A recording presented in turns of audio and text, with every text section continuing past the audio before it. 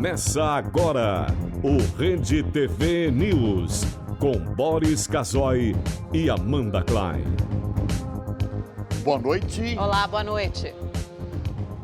Descaso na saúde pública do Rio de Janeiro. Mulher de 54 anos morre após não receber atendimento médico no Hospital Getúlio Vargas, na zona norte do Rio. A tentativa de atendimento médico foi gravada pelo filho da vítima. Aqui, a médica tá aqui, ó. O celular e a pessoa lá quase morrendo. O que tá acontecendo, cara? O paciente já fez, cara. Tá lá quase morrendo na cadeira lá, cara. Eu aguardo, pode me aguardar. Após o registro de 4 suicídios em um mês, a Universidade de São Paulo cria um setor de saúde mental para os estudantes. Sem vice, o PCdoB oficializa a candidatura de Manuela Dávila à presidência da República. E amanhã, o MDB deve confirmar o nome de Henrique Meirelles. O perfil do eleitorado. Mais de 147 milhões de brasileiros estão aptos a votar, um aumento de mais de 4% se comparado a 2014. As principais notícias do Brasil e do mundo, agora no Rede TV News.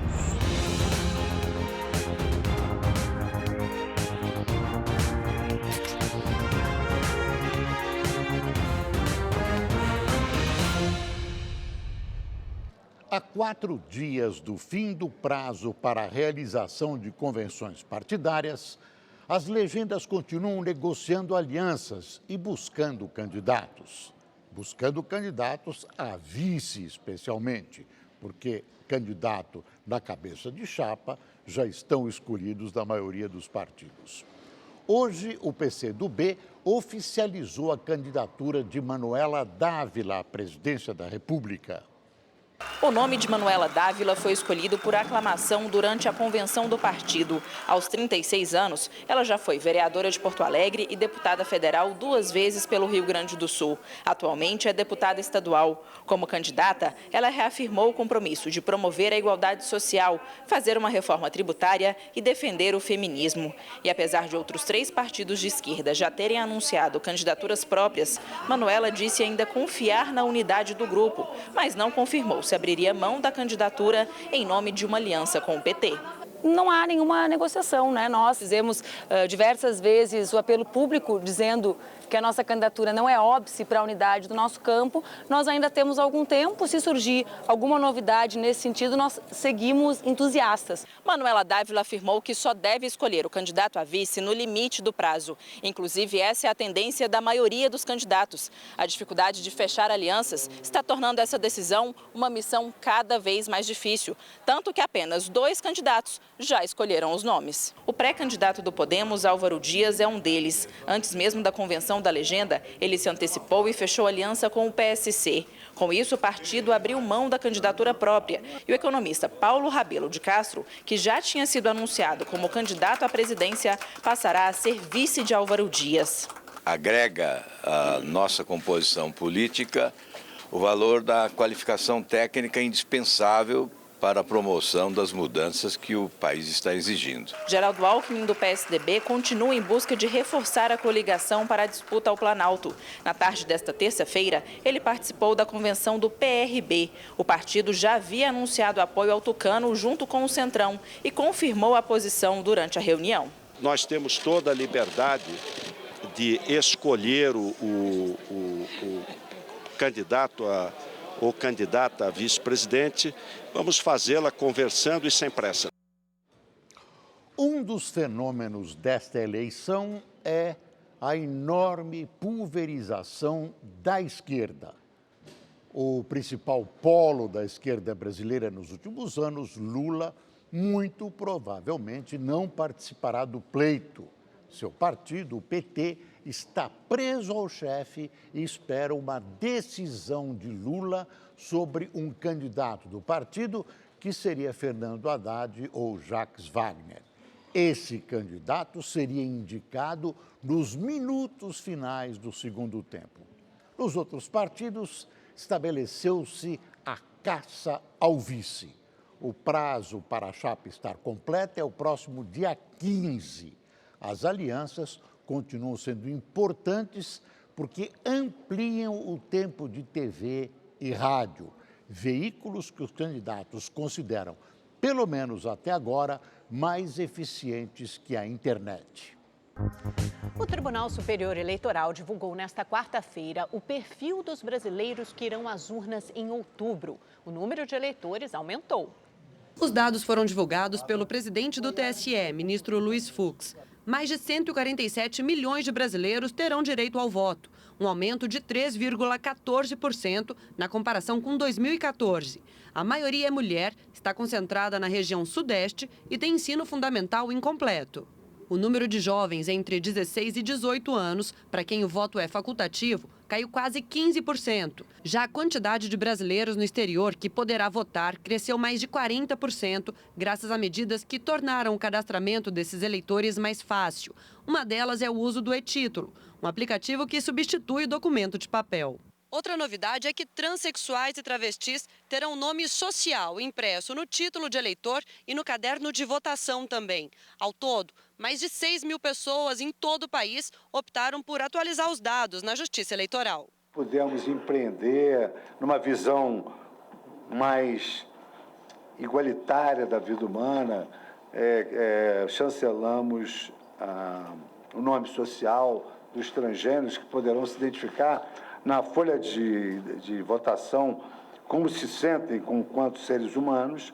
Luiz Fux ainda destacou o papel da imprensa e do próprio tribunal no combate às notícias falsas. O ministro não estará à frente do TSE durante as eleições. Ele deixará a presidência da Corte Eleitoral no dia 15 de agosto, quando será substituído por Rosa Weber. Eu acabei absorvendo todo o calendário eleitoral e vou me despedir antes da realização das eleições. Mas o faço ciente do dever cumprido me ficou muito patente que democracia e eleição só convivem bem quando nós temos o que temos no Brasil, um excelente jornalismo profissional. O Brasil é uma das maiores democracias do mundo, mas ainda falta aperfeiçoar o nosso sistema eleitoral para que ele efetivamente represente melhor a população. O Brasil é um dos 2 ou 3 países do mundo que ainda não tem voto distrital ou distrital misto, entre outras providências que poderiam ser implementadas. O problema todo de modificar esse estado de coisas está na chamada velha política. Os que foram eleitos pelo nosso superado sistema não querem nem ouvir falar em outra coisa. Eles que seriam os responsáveis pelas reformas. Pena que o pleito de outubro não traga praticamente nenhuma novidade com possibilidades de se eleger. Vamos, de novo, ficar nas mãos dos velhos políticos de sempre. O ministro Edson Fachin, relator da Lava Jato no Supremo Tribunal Federal, defendeu nesta quarta-feira que a situação do ex-presidente Lula seja resolvida antes do prazo final do registro de candidaturas, que termina no próximo dia 15. O ministro Fachin enviou um pedido da defesa do ex-presidente Lula para suspender a prisão do petista ao plenário antes do recesso. Ao ser questionado por jornalistas, o relator da Lava Jato no STF defendeu rapidez no julgamento. Para ele, o ideal é que o recurso seja analisado até o prazo final para o registro de candidatura. Toda a celeridade em matéria eleitoral é importante para não deixar dúvida no procedimento. Fachin, no entanto, ressaltou que o julgamento depende da presidente do Supremo, ministra Carmen Lúcia, que é a responsável pela pauta aqui da Corte. Outro ponto é que o STF aguarda uma resposta da defesa do petista. Os advogados precisam decidir se, além da soltura, querem que o colegiado já defina se Lula é elegível ou não.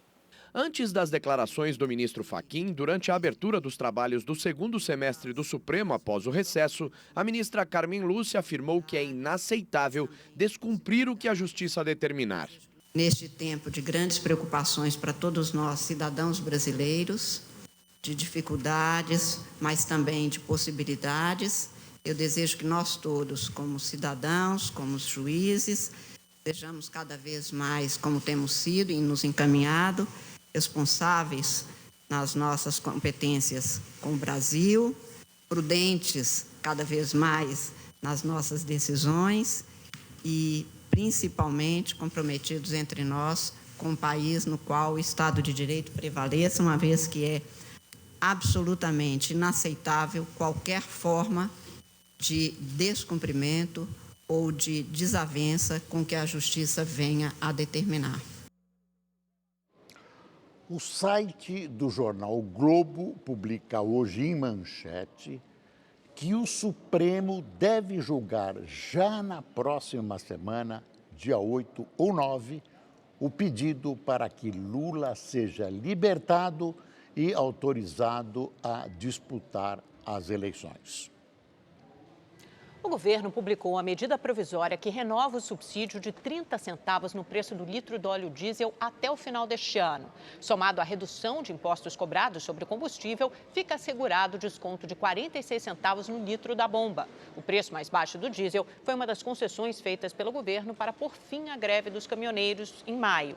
O gasto da União só com o subsídio de 30 centavos será de quase 10 bilhões de reais. Esse tabelamento é uma bomba. Nós que vamos pagar esse custo com os nossos impostos. Vamos pagar essa bobagem enorme do governo. Isso é uma vergonha. O Comitê de Política Monetária do Banco Central, o Copom, decidiu por unanimidade pela manutenção da taxa básica de juros em 6,5% ao ano. Esta é a terceira vez seguida que o Copom decide não alterar a taxa Selic. A expectativa dos analistas é que a taxa fique neste patamar até o fim do ano e chegue a 8% em 2019. O faturamento e a produção da indústria registraram alta no primeiro semestre deste ano, após 4 anos seguidos de queda. De acordo com a CNI, o faturamento real da indústria avançou 4,4% no período. O mesmo acontece com o emprego no setor, ou seja, na indústria, que teve crescimento de 0,6%, enquanto as horas trabalhadas na produção aumentaram 0,9% nos primeiros 6 meses de 2018. A construtora OAS está proibida de firmar contratos com o governo federal pelos próximos 5 anos. A proibição foi divulgada hoje pelo Tribunal de Contas da União e é uma punição pela participação da empresa em fraudes da licitação da refinaria Abreu e Lima, em Pernambuco. Em 2016, o TCU pediu explicações a algumas empreiteiras sobre irregularidades na obra da refinaria da Petrobras. À época, um ajuste nas contas mostrou arranjos de preços feitos por essas empresas que fariam parte de um cartel de construtoras. O ajuste resultou em um rombo de quase 2 bilhões de reais nos contratos analisados pelo órgão. Segundo o TCU, a OAS tinha um papel importante nas obras da refinaria Abreu e Lima. Em nota, a empresa afirmou que vai recorrer da decisão do TCU e que continua a negociar com as autoridades federais o acordo de leniência para quitar as dívidas com o patrimônio público do país. Começou hoje em São Paulo o julgamento dos 2 corintianos acusados de matar um palmeirense em julho de 2017. O caso aconteceu na região central de São Paulo. O réu está preso e o outro foragido. Nossa repórter Débora Oliveira está no Fórum da Barra Funda acompanhando esse julgamento. Tem mais informações para a gente. Boa noite, Débora. Boa noite, Amanda. Boa noite, Boris. Olha, o julgamento ainda não acabou, viu, Amanda? O julgamento continua. 6 pessoas, 6 testemunhas já foram ouvidas e agora, nesse momento, está acontecendo o debate. Mas o julgamento de Anderson da Cruz e Nerivaldo Moura, que começou hoje no final da manhã, só deve terminar mesmo lá para as 2 horas da madrugada. Isso por causa do tempo de réplica que os advogados de defesa ainda terão. Antes de começar o julgamento, a nossa equipe de reportagem conversou com a mãe do Leandro, a vítima. Olha só o que ela disse. Eu só quero justiça. porque ninguém tinha o direito de tirar o meu filho de mim. Meu único filho homem. Era tudo que eu tinha na vida. Ele fazia tudo por mim. É só o Anderson que se encontra aqui no julgamento, aqui no plenário. O Nerivaldo, ele está foragido desde a época do ocorrido. O advogado dele está aqui representando ele, mas isso não atrapalha em nada o andamento do julgamento. Só para lembrar quem está em casa, esse crime aconteceu no dia 13 de julho de 2017, logo após um jogo do Corinthians contra o Palmeiras, no estádio do Palmeiras. Tudo aconteceu no centro de São Paulo. Câmeras de segurança do local registraram o momento em que Leandro arremessa um pneu em cima do Anderson. Aí o Anderson foge e o Leandro vai para cima dele. Começa aí uma luta corporal. Um amigo de Anderson tenta ajudar o Anderson e aí essa briga vira contra o Leandro. Nessa história toda, o Leandro acabou tendo que ser socorrido para o Hospital Santa Casa aqui de São Paulo, mas ele não resistiu aos ferimentos e morreu no hospital. Os réus são acusados de homicídio qualificado. Os advogados de defesa alegam legítima defesa. Débora Oliveira, ao vivo de São Paulo, para o Rede TV News.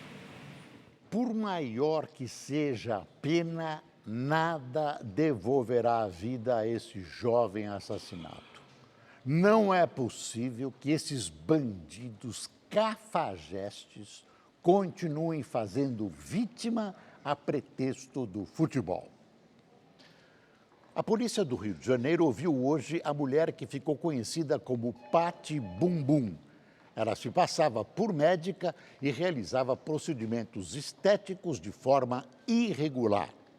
Ao ser interrogada, Patrícia Silva dos Santos respondeu apenas a uma pergunta. Primeira pergunta, se ela conhecia a Valéria. Ela falou que conhecia a Valéria, mas que só fez um curso com ela alguns anos atrás, que nunca trabalhou com ela e que se mostrou surpresa da vítima ter alegado que ela fez o procedimento junto com ela. A Valéria citada é a massoterapeuta responsável pelo procedimento estético nos glúteos, coxas e abdômen em Maiara Silva dos Santos, de 24 anos, que morreu por complicações decorrentes das cirurgias no dia 20 de julho. Câmeras de segurança registraram as últimas imagens da modelo com vida, ao lado da massoterapeuta. Segundo uma testemunha, Valéria e Pati Bumbum trabalhavam juntas. Ela conhece a Valéria, mas conheceu a Valéria só no curso de formação, correto? Nunca fez qualquer tipo de procedimento com ela. A nossa cliente, ela é massoterapeuta. De acordo com a delegada responsável pelo caso, 6 pacientes de Patrícia prestaram depoimento. 2 delas tiveram complicações, sendo que uma foi diagnosticada com trombose. Ainda são aguardados laudos para saber qual material foi utilizado nos procedimentos. Patrícia já foi indiciada por exercício ilegal da medicina e também responderá por estelionato e lesão corporal. Vamos voltar a falar de política, conversar com o nosso comentarista Reinaldo Azevedo. Tem uma história importante hoje, né, Reinaldo? Ontem a gente falou das declarações do ministro Luiz Fux, né, presidente do TSE, dizendo que candidato inelegível não devia registrar candidatura para prolongar essa situação subjúdice. E hoje a gente tem uma declaração importante de outro ministro do STF, o Fachin, pedindo celeridade no julgamento, no recurso da defesa do ex-presidente Lula, que pede suspensão dos efeitos da condenação e também pode acabar versando sobre a questão da ineligibilidade. Aí que está o pulo do gato, né, Reinaldo? Conta essa história para a gente. O STF pode declarar a ineligibilidade do Lula antes do TSE? Boa noite, Amanda. Veja só, o ministro Edson Fachin, que é o relator dos casos do Petrolão no Supremo, mandou, inclusive, devolveu uma pergunta à defesa do Lula dizendo se a petição quer que se trate, se a petição trata já da questão da elegibilidade ou ineligibilidade. Vamos tentar entender esse imbróglio, até porque já há uma manifestação da Raquel Dodge, né, da Procuradora-Geral da República a respeito.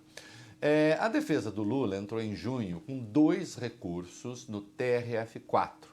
Um recurso especial que era dirigido ao STJ, lá alegando uma questão processual irrelevante, e um recurso extraordinário, o recurso extraordinário é endereçado ao STF, alegando 2 coisas. A dosimetria da pena foi excessiva, lembrando que Lula foi condenado a 12 anos e 1 mês de cadeia pelo TRF4, ampliando a pena que tinha sido estabelecida pelo Sérgio Moro, que era de 9 anos e meio, e dizendo também que não há ato de ofício que ligue Lula às imputações criminais, isto é, não está provado que o presidente, ou então presidente, atuou para que aquelas coisas acontecessem. Bom, o TRF4, questão técnica, faz o chamado juízo de admissibilidade. É ele que decide se encaminha ou não esses recursos. Decidiu encaminhar o do STJ, decidiu que não encaminharia do STF. Cabe recorrer, cabe recurso à defesa. A defesa disse, não, eu insisto que eu quero que o STF examine essa questão. Aí não é mais o TRF que decide, aí quem decide é o próprio Supremo, né? Depois de o Edson Fachin se manifestar. Então, o Edson Fachin está dizendo, olha, eu tenho aqui um recurso da defesa do Lula que pede a suspensão da pena com base em 2 questões. Excesso de punição, né? Uma pena muito longa demais, e também a ausência de ato de ofício. Ele, relator, vai se manifestar e os demais ministros também. Muito bem, ele está dizendo, olha, eu quero fazer essa votação tem que ser feita em agosto, quanto antes melhor. Note, se o STF recusar o recurso, né, o Lula continua preso. Portanto, não há suspensão de pena. Não havendo suspensão de pena, a sua inelegibilidade continua, né? Só que ela não terá sido declarada ainda, né? O que caberá, então, ao TSE fazer. Se o STF resolver discutir o mérito, sim, a inelegibilidade pode ser antecipada, né? Agora, veja, Amanda, em situações assim, você tem que consultar, você tem que ouvir a Procuradoria-Geral da República. E a Raquel Dodge mandou ontem, né, a sua manifestação ao Supremo. Ela diz de saída o seguinte, não cabe efeito suspensivo, suspender a pena em recurso extraordinário. É uma firula técnica. O STF, se considerar isso, nem julga a questão, diz não nos cabe e ponto final. A jurisprudência do STF permite fazê-lo ou não permite? Há as 2 coisas. Há casos em que você pode dizer não, o STF já fez isso, e há casos que diz não, o STF não faz. Então vamos ver o que os ministros vão fazer. Caso o STF decida julgar o recurso, aí a Raquel Dodge então diz, não cabe falar em pena muito longa, porque, e aí a procuradora se atrapalha, a meu ver, porque, diz ela, a pena do Lula tem de ser exemplar, não é uma questão matemática. Observe, Amanda, quem lê, tem um link lá no meu blog, quem lê a manifestação da Raquel Dodge, vai ver que ela não discute se a pena foi adequada ou não. Ela diz, a pena que se está aplicando ao Lula é para servir de exemplo. Acontece que em direito penal não se pune alguém para servir de exemplo. Isso não existe. Você pune a pessoa segundo o seu crime, né? Quanto à questão do ato de ofício, de inexistir, né, uma manifestação concreta do Lula que o ligasse às imputações, ela também dá uma resposta estranha. Ela diz, nem se cuide de tratar disso, nem se fala disso, porque na verdade o Lula era o chefe de tudo. Se ele era o chefe de tudo, ele só poderia ser chefe daquela coisa também. De novo, isso não é direito penal. Não é? Uma empresa pode ser responsabilizada, pode pagar uma indenização por algo que um funcionário seu fez lesando terceiros. Na área penal, a simples chefia, o simples comando de um determinado grupo, de uma determinada hierarquia, não pressupõe a punição do chefe. Não é? A chamada teoria do domínio do fato, é disso que estamos falando, não serve à área penal. A teoria do domínio do fato serve ao direito administrativo, serve quando você vai punir uma empresa, por isso ou por aquilo. Então, o que eu chamo a atenção aí é o seguinte, infelizmente, para o direito, né, a Raquel Dodge não soube explicar por que a pena do Lula tem de ser de 12 anos e 1 mês, e não soube explicar por que ele tem de ser condenado, embora não haja ato de ofício. O que ela diz, em suma, é o seguinte: vamos punir esse cara aí, porque se a gente fizer isso, então nós estaremos dando um exemplo para a sociedade. Você acha isso bom ou ruim, Reinaldo? Eu acho isso ruim e eu não quero nem saber do Lula. Eu não estou falando sobre Lula. Eu acho isso ruim. Eu acho que a gente não pode ter um direito penal em que o juiz ignore o crime, para usar a pessoa como exemplo, né? E que diga, não, vamos punir essa pessoa aqui porque nós temos de dar uma satisfação à sociedade. E para concluir, ela diz ainda, Lula chegou ao poder prometendo que ia mudar tudo e não mudou. Bom, isso é um mero critério moral. A Raquel Dodge é procuradora-geral da República, não é professora de educação moral. Não é isso? Boa noite. Reinaldo, boa noite e até amanhã. E hoje a polícia do Rio de Janeiro apreendeu cerca de 200 caixas de Metacril e anestésico também em um salão de beleza em Nova Iguaçu, da Baixada Fluminense. Os produtos usados em implantes estéticos estavam vencidos. Fernanda Silva de Almeida, dona do estabelecimento, foi presa em flagrante. O gerente do salão também foi detido. A polícia acredita que as aplicações eram feitas no próprio local de maneira irregular. O Rio de Janeiro tem mais uma vítima do descaso da saúde pública. Uma mulher morreu depois de passar por um hospital na zona norte da cidade e uma UPA sem receber o atendimento necessário. Irene Bento, de 54 anos, chegou ao hospital Getúlio Vargas com falta de ar e dores no corpo e teve que aguardar na recepção em uma cadeira de rodas. Revoltado com a demora, o filho de Irene percorreu a unidade em busca de um médico. A mãe tá tossindo de dor ali em cima ali. Quer saber se dá para socorrer ela ali, cara? Não, o médico já tá lá em cima. Não tá não, que eu tá lá já. Não, então, já tá... Ela tá na cadeira dura dessa aí de ferro aí, sentada lá, tossindo de dor. O filho de Irene ficou ainda mais indignado quando encontrou uma médica. Aqui, a médica tá aqui, ó. O celular e a pessoa lá quase morrendo. O que tá acontecendo, cara?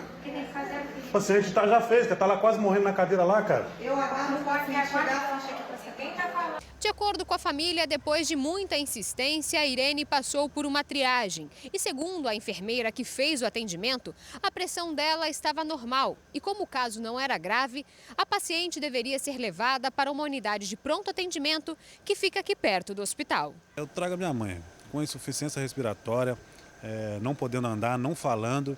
O pessoal aqui tem coragem de falar para mim que isso não é grave, que grave é só baleado ou acidentado grave. Na UPA, Irene foi atendida, mas 3 horas depois ela piorou e foi levada para uma ala de pacientes graves. De acordo com o filho, os médicos informaram que ela sofreu 2 paradas cardiorrespiratórias e precisava ser transferida de volta para o Hospital Getúlio Vargas, mas dificilmente iria resistir. Ela chegou aqui já com o olho fechado e eles fazendo massagem cardíaca no peito dela. Eu acho que ela já estava morta, eles querem cobrir alguma coisa, só trouxe para cá para falar que prestou socorro, que socorreram. Em nota, a Secretaria Estadual de Saúde disse que a direção do Hospital Estadual Getúlio Vargas lamenta o ocorrido e que tomará as providências para que os envolvidos sejam responsabilizados. Foi a minha mãe, foi a primeira, já teve várias e não vai ser a última, como você sabe. E quero que eles paguem pelo erro que eles cometeram, pô, só isso. A Secretaria de Estado de Saúde disse ainda que vai publicar amanhã no Diário Oficial a criação de uma comissão no Hospital Estadual Getúlio Vargas para evitar que episódios como o da dona Irene se repitam. Sobre uma possível responsabilidade da UPA, a Secretaria não se manifestou. Não quer resolver um problema, nomeie uma comissão. Mais uma tragédia dentro da tragédia que é a saúde pública no Brasil. Seria interessante que os candidatos à presidência e governos dos estados, todos eles, mostrassem seus planos concretos para a saúde, se é que tem. Um jogador de sinuca foi morto por engano durante perseguição policial no Ceará. Tudo começou após a denúncia de um frentista que teria confundido tacos com armas de fogo. Nós vamos conversar ao vivo com o repórter Emerson Tchalian, que tem mais informações. Boa noite, Tchalian. Boa noite, Boris. Boa noite a todos. José Messias Guedes Oliveira era da Paraíba e seguia de carro com outros 3 jogadores de sinuca para uma competição em São Luís, no Maranhão. Quando pararam o carro em um posto em Campos Sales, no interior do Ceará, o frentista teria confundido os tacos que estavam dentro do carro com armas de grosso calibre, com fuzis. A polícia foi acionada e iniciou uma perseguição pela rodovia CE 371. Segundo a Secretaria de Segurança Pública, os policiais deram sinal para que o carro parasse, mas ele continuou acelerando, não parou e, segundo a nota, teria avançado em direção às viaturas. Por isso, os policiais teriam atirado. José Messias, de 35 anos, foi atingido no abdômen, chegou a ser socorrido, mas não resistiu.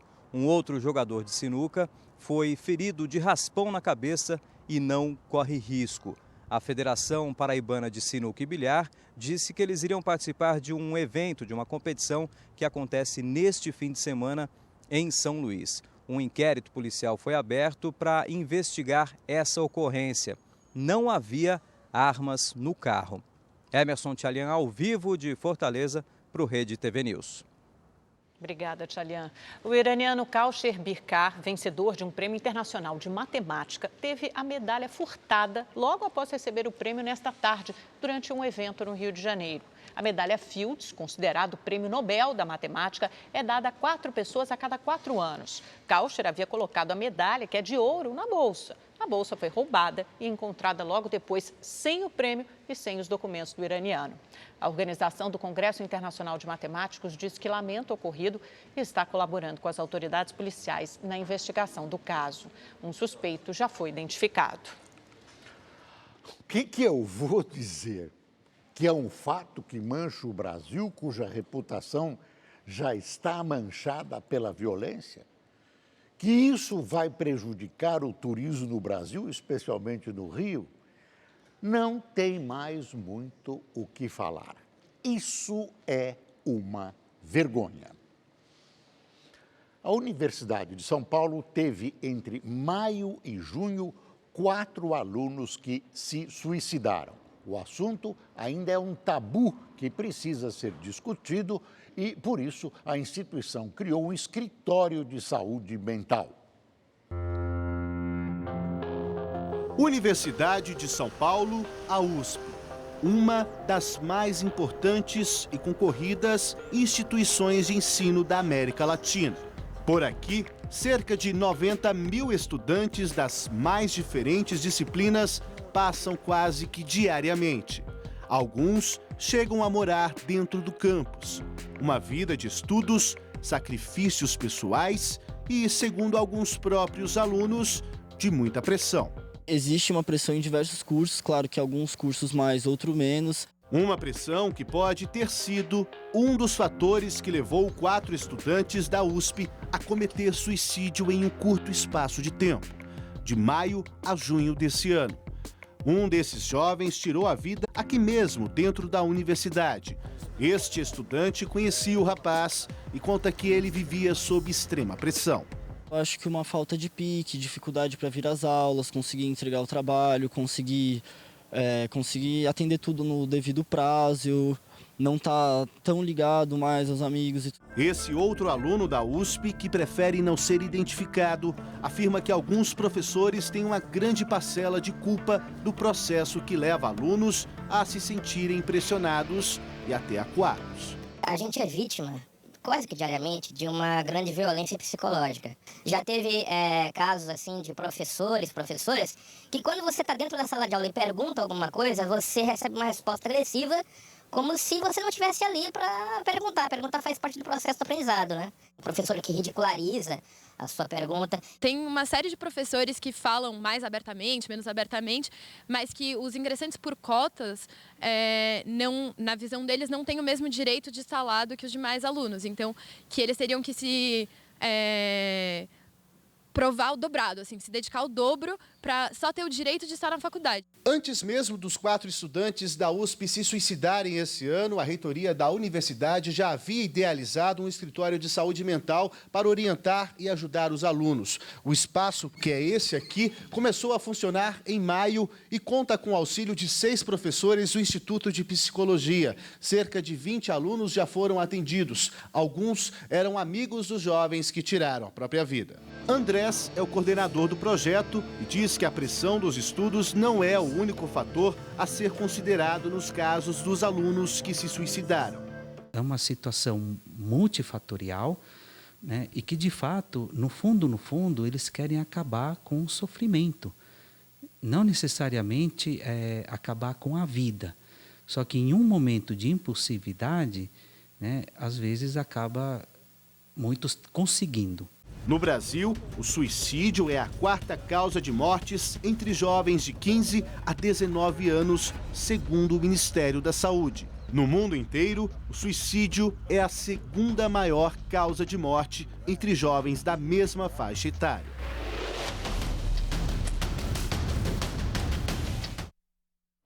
A USP não se pronunciou sobre as reclamações dos alunos do comportamento de alguns professores e da pressão sofrida na universidade.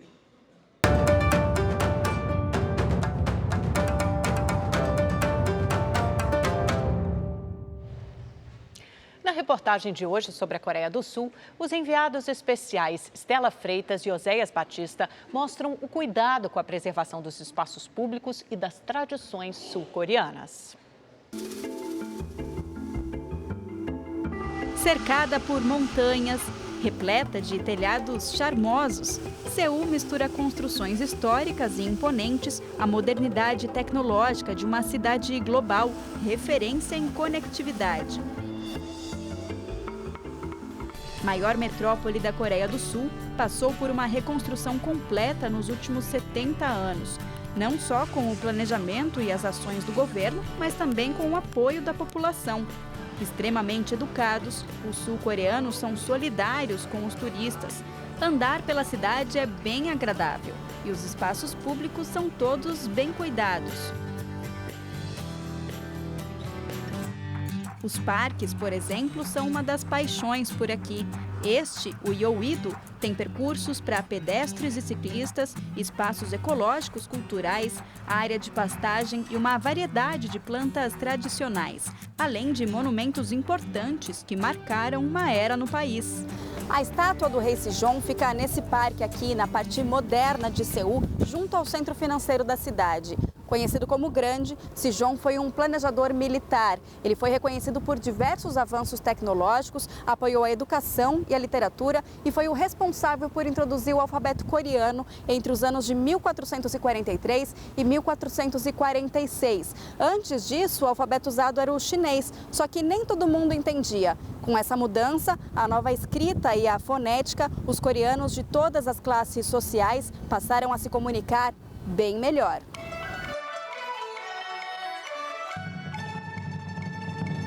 As relíquias arquitetônicas e culturais se estendem também às cidades vizinhas. É o caso de Suwon. A cidade, a 40 quilômetros de Seul, preserva até hoje essa fortaleza, construída no fim dos anos 1700. São 6 quilômetros de muralha.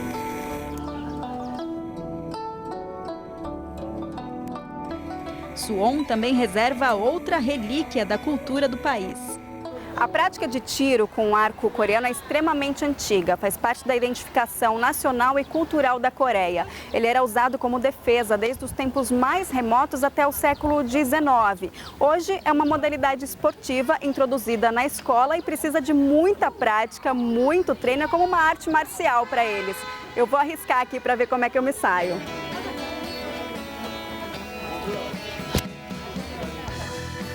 O arqueiro iniciante aqui é chamado de Shinsa. Tentando então ser uma boa Shinsa, treinei bastante. Foram vários erros, até que com a ajuda de uma profissional, consegui. Eu acertei! Hoje a Coreia é a maior potência de arqueiros e tem o maior número de recordes olímpicos. Essa tradição já nos trouxe várias medalhas de ouro. Muitas pessoas praticam o arco porque sentem que é uma forma de meditar e de se autodesenvolver. De volta a Seul, fomos conhecer mais do país sob o aspecto da fé. Hoje, quase metade dos sul-coreanos não segue nenhuma religião. O budismo, que já foi a principal religião por aqui, hoje é seguido só por 22% dos habitantes. Eles frequentam templos como este, o Jogye-sa, o mais famoso do país. Também entrei para sentir a prática do budismo zen coreano. Saí renovada e logo me deparei com a Torre do Sino, atrás do templo. Lá tem um grande tambor e instrumentos de madeira usados em ritos budistas. Tendo ou não uma religião, é fácil perceber que os sul-coreanos são de bem com a vida.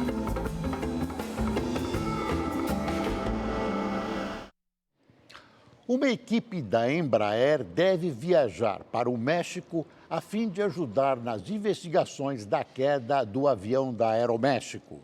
O correspondente Marcelo Medeiros tem as informações. Quem estava a bordo afirma que assim que a aeronave decolou, tudo começou a tremer. Quanto mais alto íamos na tempestade, mais pesado o granizo ficava e mais vento. Começou a ter muita turbulência. O avião ia de Durango, no norte do país, para a cidade do México e permaneceu pouquíssimos minutos no ar. Logo, começou a perder altitude. De acordo com a torre de controle, uma forte rajada de vento atingiu a aeronave. Isso teria feito a asa esquerda tocar o solo e 2 motores pararem de funcionar.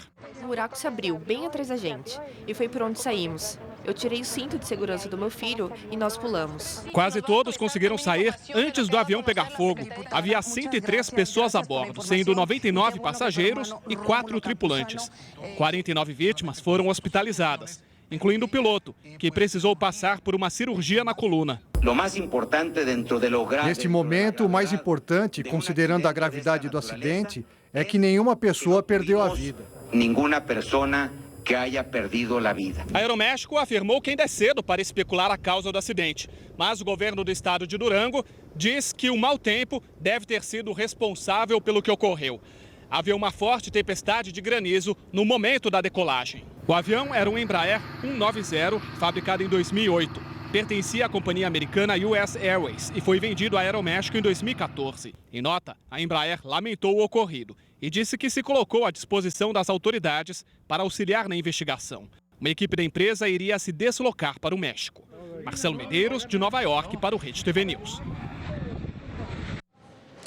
2 brasileiros estão entre os 35 feridos num choque entre 2 trens no Peru. Os turistas brasileiros ficaram horas sem poder sair da região de Machu Picchu. A embaixada brasileira no Peru não revelou as identidades e o estado de saúde dos 2 feridos. O peruano Alberquelca Ramos, que trabalha como guia de turismo em Machu Picchu, estava em um dos trens que bateram ontem. Ele conta que havia muitos turistas brasileiros na composição.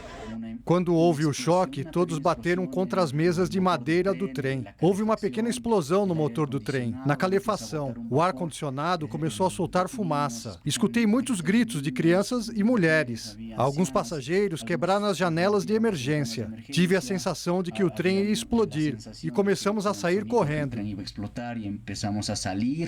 O acidente paralisou a circulação dos trens, um único meio de transporte para chegar às ruínas de Machu Picchu. Outros brasileiros ficaram presos no local, como a estudante Michele Leal. E eu só consegui entrar no primeiro trem da Perorail, que saiu um pouco depois das 10, porque a gente ficou empurrando e tentando forçar a entrada para ficar um pouco mais perto da plataforma. As crianças e os idosos, acho que foi uma coisa que mais me impressionou, ficaram muito abarrotados no cantinho. Na Argentina, ex-funcionários e empresários ligados aos governos da ex-presidente, hoje senadora Cristina Kirchner, e de seu marido Néstor Kirchner, foram presos acusados de corrupção.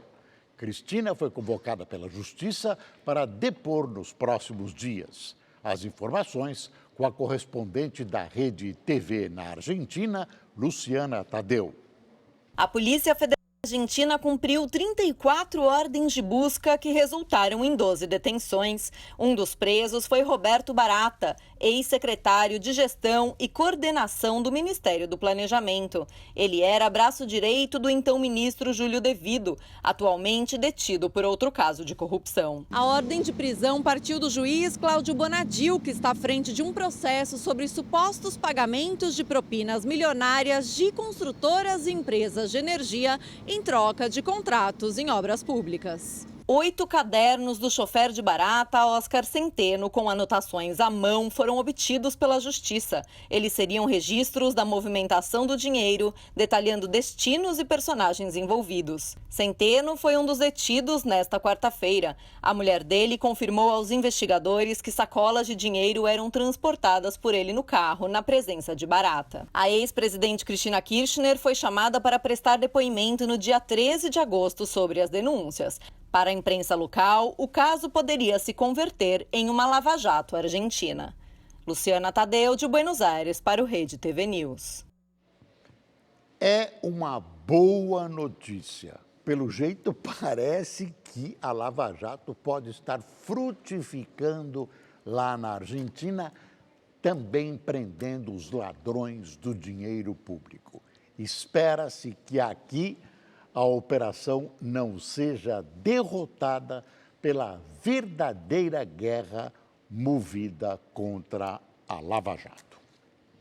E olha só essa história. Na Suécia, 2 ladrões bastante ousados roubaram da família real sueca 2 coroas e um orbe, que é uma joia em forma de globo terrestre com uma cruz. Os 2 ladrões audaciosos roubaram as joias de uma catedral a 100 quilômetros da capital, Estocolmo. Eles passaram a noite de terça para quarta-feira escondidos e fugiram de barco hoje. Os objetos pertencem ao ornamento funerário de Charles IX, rei da Suécia e Finlândia, de 1604 a 1611, e de sua esposa, a rainha Cristina. Segundo a polícia, as joias têm valor inestimável. Autoridades americanas disseram que as mais de 50 caixas entregues pela Coreia do Norte aos Estados Unidos parecem conter restos mortais de americanos da Guerra da Coreia. A entrega desses restos mortais é um dos primeiros passos para a implantação do acordo entre os 2 países. Uma cerimônia de repatriação foi realizada na Coreia do Sul nesta quarta-feira e aviões dos Estados Unidos voaram em formação para homenagear os combatentes. No Zimbábue, opositores protestaram depois que a comissão eleitoral anunciou que o governo ganhou as históricas eleições de segunda-feira. A declaração de que a situação conquistou maioria no parlamento levou uma multidão às ruas da capital, convencida de que os resultados foram fraudados. A comissão ainda não anunciou o vencedor da corrida à presidência do país. Hoje é um dia histórico para o futebol brasileiro. A Copa do Brasil recomeça com o árbitro de vídeo em ação. Em Porto Alegre, o Grêmio recebe o Flamengo. Que duelo, hein? A gente tem que estudar a equipe deles e procurar vazar elas da melhor maneira, obviamente de forma inteligente, evitando o contra-ataque, porque eles têm um ataque muito rápido e muito letal. E por falar no ataque rubro-negro, o recém-chegado Vitinho está entre os relacionados. Em relação ao Vitinho, ele chegou bem, treinou, está se adaptando à equipe, ao grupo. Na Arena Corinthians, o Timão pega a Chapecoense. Osmar Loz vai para o primeiro mata-mata como técnico do Alvinegro. Um jogo de mata-mata é um jogo diferente, né? A gente tem uma primeira etapa, é claro que ela não decide nesse jogo, mas ela pode encaminhar. Se a gente conseguir fazer o nosso rendimento, manter os resultados que a gente vem tendo nos últimos jogos, a gente dá um passo importante na classificação. O retorno da Copa do Brasil será histórico para o futebol brasileiro. Pela primeira vez, será usado o árbitro de vídeo numa competição nacional. E é uma novidade que até nós da comissão técnica temos que entender. Calma que a gente explica, Loz. Presta atenção. O VAR entra em campo para esclarecer 4 situações. Foi gol, não foi gol, foi pênalti, não foi pênalti, cartão vermelho direto, erro de identificação. A tecnologia será usada em 8 estádios e nas 14 partidas restantes. Esperamos que com menos polêmica do que na Copa da Rússia. E é hora da previsão do tempo com a Luciana Camargo. Oi, boa noite. O tempo segue instável em boa parte do Sudeste até pelo menos o final da semana. A gente não vai ter chuva generalizada não, mas há previsão de pancadas de chuva em pontos isolados das represas que formam o sistema Cantareira, que hoje está com 39,6% da capacidade. Na verdade, vai chover por lá até o dia 10 de agosto, sexta-feira da semana que vem, chuva de moderada a forte intensidade. Mas depois do dia 10 de agosto é bom a gente se preparar, porque mais uma massa de ar seco vai bloquear a passagem de frentes frias pelo sudeste e o nível do Cantareira, que não está muito bom, pode ser que baixe. O pior é que essa secura pode perdurar até o final do inverno. Você entende por que eu sempre insisto em tocar nesse assunto e pedir para as pessoas economizarem água? É por isso. Vamos dar uma olhadinha no mapa de amanhã, porque sobre o Cantareira, por aqui mais ou menos, assim como em toda essa grande área alaranjada, pode ser que chova, mas vai ser chuva em pontos isolados e chuva fraca. Nessa área em azul escuro que pega o centro-sul, Capixaba, norte do Rio de Janeiro, por aqui chove a qualquer hora do dia. Nas praias fluminenses e também no litoral norte de São Paulo, chove entre uma abertura de sol e outra. No mais, na área em amarelo, é predomínio de sol. E falando em sol, vamos lá para o sul, porque tem uma massa de ar polar que não deixa chover por lá, não. Inclusive, como hoje, amanhã, a região da Campanha Gaúcha e as áreas de serra podem amanhecer sob forte geada. 3 cidades em Santa Catarina, na Serra Catarinense, amanheceram hoje com temperaturas abaixo de zero. Urupema, menos 1,4 graus, Fraiburgo com menos 0,4 e os termômetros caíram em Frei Rogério para menos 0,1 grau.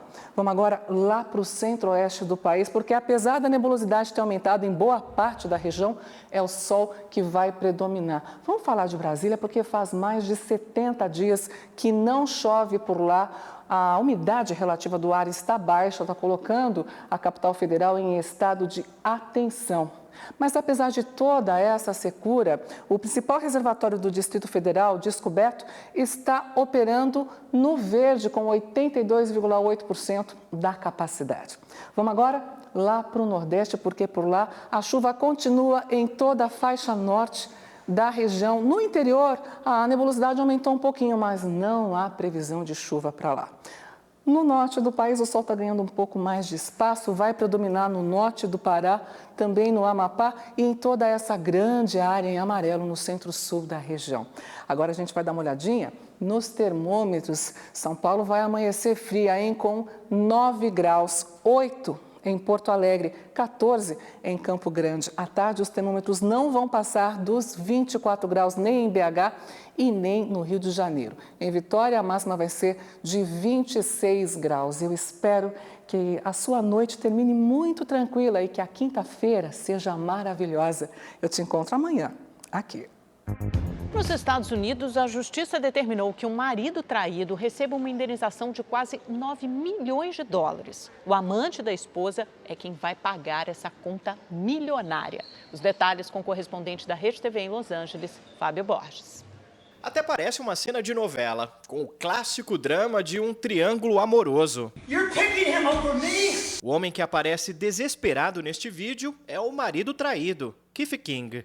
Já o jovem que o segura é Francisco Ruizar, o amante da esposa. Keith se casou com Daniele em 2010. Logo em seguida, o casal teve uma filha. Ele alega que descobriu a infidelidade da companheira em 2015, após ler mensagens de texto trocadas entre Daniele e Francisco. O marido tentou salvar o casamento, mas os encontros amorosos entre Daniele e Francisco continuaram até 2017. Este vídeo foi gravado quando o marido pegou a mulher no flagra. Francisco, do you hear that?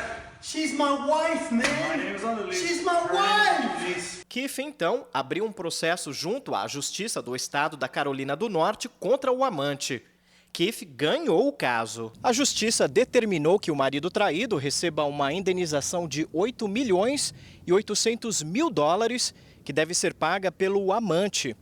A decisão foi tomada com base em uma lei vigente em 6 estados americanos que permite processar quem destruir um casamento alheio. A chamada Lei de Alienação de Afeto é válida nos estados da Carolina do Norte, Havaí, Mississippi, Novo México, Dakota do Sul e Utah.